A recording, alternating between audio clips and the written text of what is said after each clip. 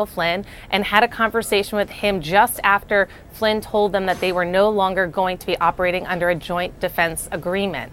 And this voicemail is the one that we might actually get to see the transcript of, but it all factored into this obstruction question that Mueller's team was investigating. They said that they did not talk to the president's attorney about this because of issues of attorney-client privilege, so they couldn't determine the president's intent here. Was he even aware of this conversation, and was he involved in it? And this leaves us with some still unanswered questions of, did Mueller's team investigate any of these individuals, either associated with Congress or the administration, about whether they were trying to obstruct justice? Or could this possibly be something that is in one of those many 14 referrals that are still redacted from the report? So even though we've learned quite a bit of information here, there are still some open questions about how this factors into the broader picture of obstruction. Brooke.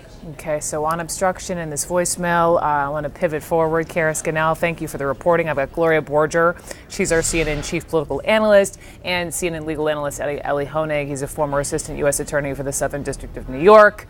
Good to see both of you. And Ellie Honig, how is this not obstruction of justice? I'm going to argue that it is.